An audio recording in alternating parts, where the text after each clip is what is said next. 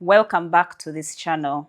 Brenda Bisikwa is my name. I'm excited to have you back. I know you're there and I'm here, and today we're going to talk about something very, very interesting. I am a an investment advisor. I work with the Old Mutual Investment Group, and I love every conversation about money and growth. If it has anything to do with money and growth, I am your go-to person. I have been on this journey for the last 9 years, working in the space of finances and financial advisory. And I'm so excited to be here today because we are going to talk about something that I find very interesting, but also one of the greatest hacks that I have found in my career and on my journey of personal growth and learning about finances. That is a great hack, or a great wisdom. I don't think that it's a hack. I would say it's a great wisdom to building your personal finances. Welcome, and let's get into it. Today, I would like us to talk about the concept of paying yourself first. A lot of the times, I've heard this statement a lot, especially in the financial literacy spaces. Every time you are in a space, you hear the word, pay yourself first, pay yourself first, pay yourself first. But today, I want to bring it to you.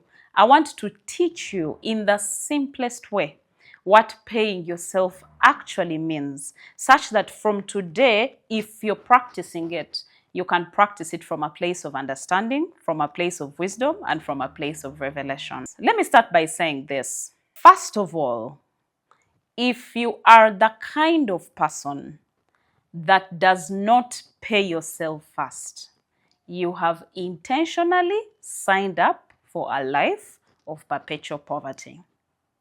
If you are the kind of person that does not pay yourself first, you have signed up for a lifetime of perpetual poverty. What do I mean by this? And to help you understand it better, let me start by telling you a very short story. A few years ago, maybe 9 years or 10 years ago, I got my first job. When I got my first job, I was being paid about maybe 1.2 or 1.5 million shillings or thereabout. I was earning this money in terms of income. It was coming to me from my employer at the time. But I also had expenses. I had rent, I had electricity, I had water, I had parties, I had maybe family care, and many legitimate expenses, because one of the ways that we make expenses look innocent is by justifying them and saying, but I have to pay for these expenses, which is true, but to a degree. And we'll talk about that. So I would get the money, the 1.2 million shillings. Let's just go with 1.2 million for purposes of a practical and clear picture. And when I would earn the money, the moment it would get onto my bank account, I would get it and I go and take care of my bills. I would get the 1.2 million. I remember my rent at that time was about maybe 350 to 400K. Let's just go with 400,000. I would pay my rent of 400,000. I would pay electricity. I would pay water. I would buy a few clothes.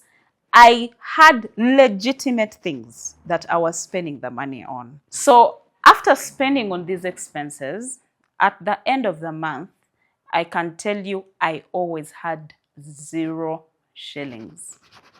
Had my employer paid me the 1.2 million shillings? He had. It had actually come to my account. Did I have any? No, I did not. And this is a very relatable story.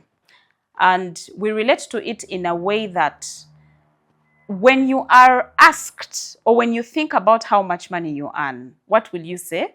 If they ask you, by the way, maybe let me say you're called Fiona or you're called Lillian, how much money do you earn? You would typically say 500,000, 1 million, 2 million, or whatever.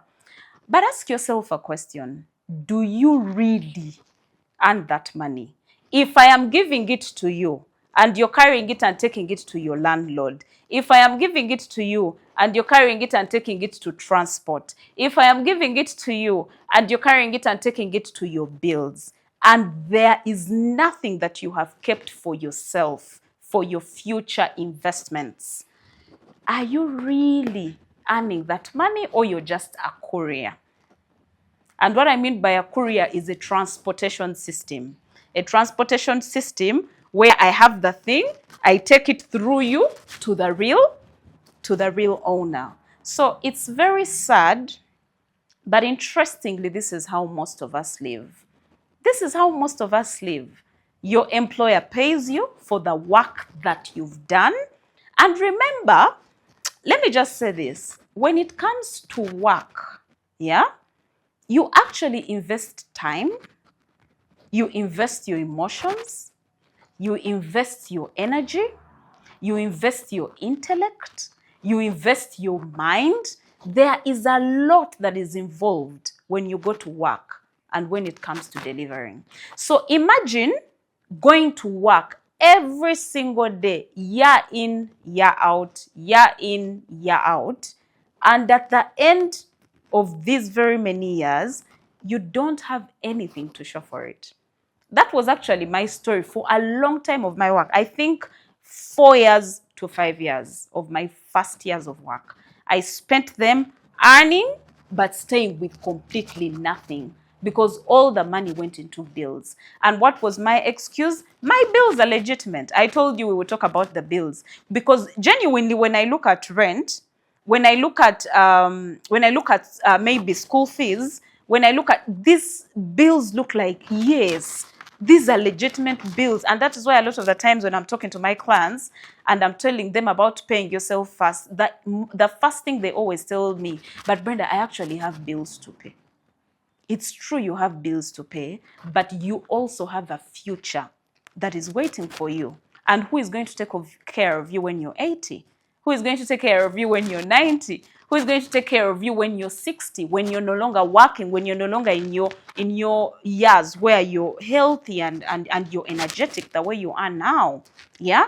So the concept of paying yourself first, what it practically means, paying yourself first simply means from all the income that you earn, and by all, I mean all.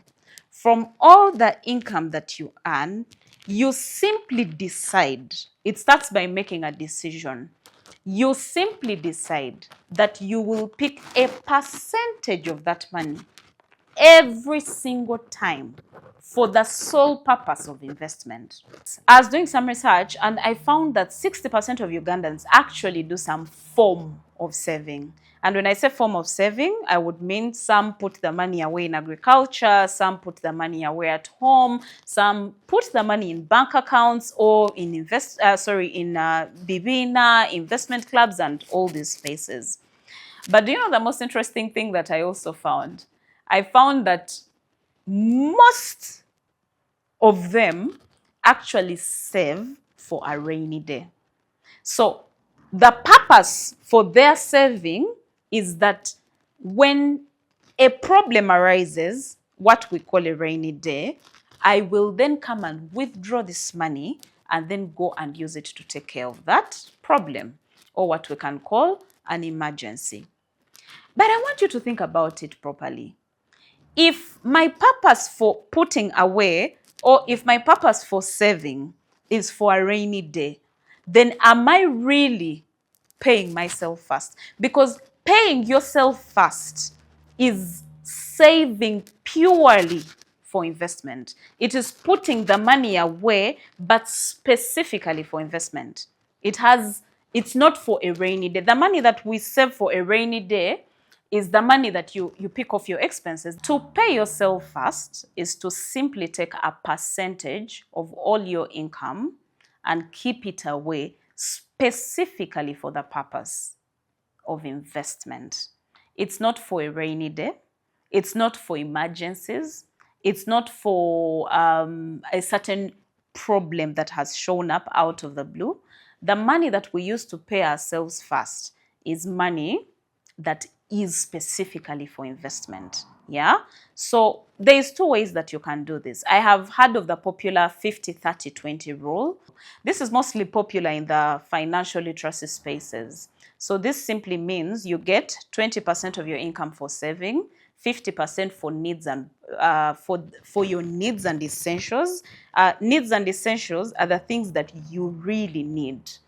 Like you really need to take care of them. And then the rest of the 30% is for wants.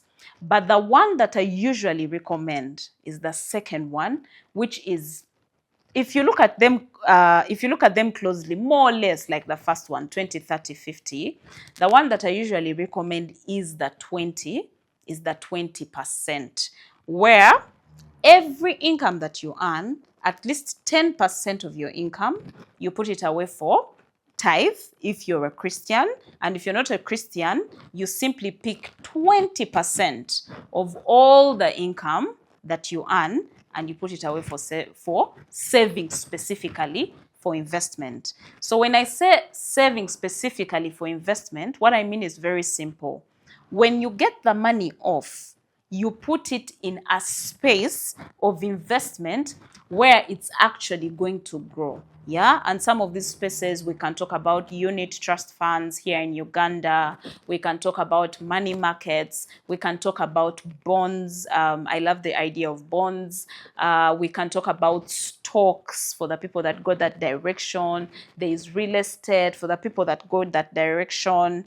And the idea is simply that 20% goes away into a space of investment specifically for investing. Yeah, it's specifically for investing. Yeah, so that money can only be accessed when you're going to put it in another investment. Like its use, it's purely multiplication. It's not for a rainy day. It's not for an emergency. It's not for a quick problem. It's not for a karma. No. You see? So after you've taken off that 20% for investment, then now the rest, which would now be the 70%, is where you can take off money for expenses, money for a rainy day, is where you can now build an emergency fund, where now you take off money for a rainy day. Like every other expense that you need to take care of, cover it within the 70%. So that is what paying yourself first just means. Yeah. So I was having a conversation with a friend of mine recently, and she told me that she always thought paying yourself first meant when the money comes, I first use it to buy whatever it is that I need, the luxuries of life that I need, like to pay myself first and take care of myself first. Then after, whatever I am left with, that is what I will now keep away for investment or for saving for the future. So don't be like my friend. And the way we can correct that is by simply always remembering that the moment I earn money, yeah, the first thing is to, so it is earn, save for investment, and then spend. I want, the key word is for investment. Saving for investment is what paying yourself means. If you do not keep it away for investment, then you're not paying yourself. You're just keeping it away for a rainy day. So it is not earn, spend, save. It is earn, save for investment, and then spend. So it is just when I make money, I take off some for investment, I use the rest. When I make money, I take off some for investment, I use the rest. That is just what it is. So that is what it looks like. So I want us to just get into the practical bit of this. How do I start to pay myself first? Number one, it starts with a decision. Decide that the future you needs to live well. The future you needs to have a beautiful life. The future you as a grandmother needs to be the one that the grandkids want to come running to. The future you as a grandfather needs to be the one that the grandkids love running to. So once you've decided, once you've looked further from where you are now, and you've seen that, okay, I need to take care of that as well, then you start to put the money aside. So that's, which brings us to the second point, which is now every single amount of money that comes, you simply get it and you put it aside. You simply get it and you put it aside. And some people would say, Brenda, I get money from gifts, I get money from my workplace. Like, I have so many forms of income. I'm not there always trying to get off 20% for investment, putting it away. And that brings us to our third point: automate. Automate the savings. Go to your bank, put a standing order. Every money that comes, this specific amount goes away. This specific amount goes away into investment. Automate. Automate. Number 4, treat it like a bill. You see how rent is a bill, transport is a bill, electricity is a bill, water is a bill. Saving for investment should also be treated like a bill. Yeah, it should also be treated like a bill.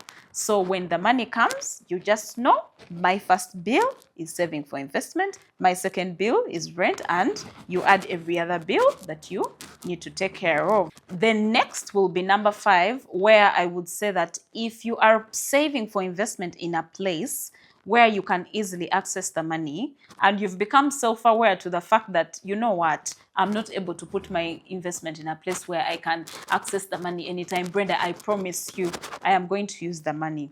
Here is where I recommend fixed spaces, where when you put the money, you cannot access it until a certain time T. And this is where I recommend insurance policies.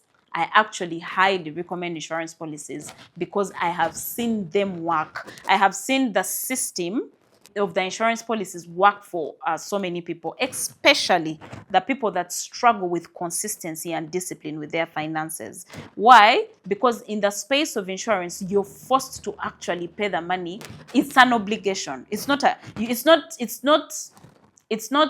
thing that you can just wake up in the morning and say, this month I don't have, it's okay. So with insurance, a system is created that will give you the ease to pay the money periodically, but also the ability to be consistent and disciplined with it at the same time. Yeah? So there's the ease where you get to decide the amount that you can comfortably put aside. And then there's the discipline and the consistency, which comes with the way it actually works. So I usually recommend insurance. I recommend bonds as well. I recommend bonds as well because for bonds, you will fix the money for a long period of time. The only bit with bonds, though, is you keep accessing your interest through the coupons. But I like the fact that it's still also fixed. And it's, yes, greatly still considered an investment even when you can access the money.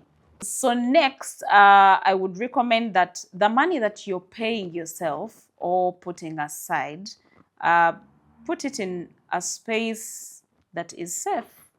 Yes, it seems obvious, but it's not.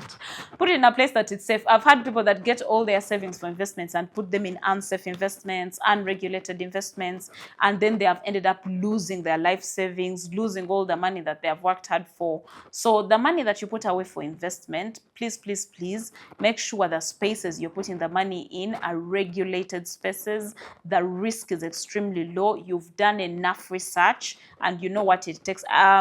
In one of my next videos, the ones that will come, we'll talk about what to consider before you actually take up any form of investment. I think it will be really helpful on this one. And then lastly, decide what the money is for from inception.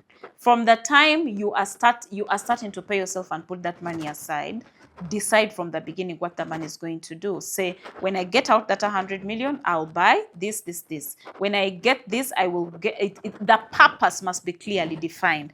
And like we said, in paying yourself first, the purpose of keeping the money aside is investment. So it means when we decide the purpose for this money, it has to be another investment. For example, I'm putting this money in a bond, but when it matures in the next 10 years, I am putting it back into bonds.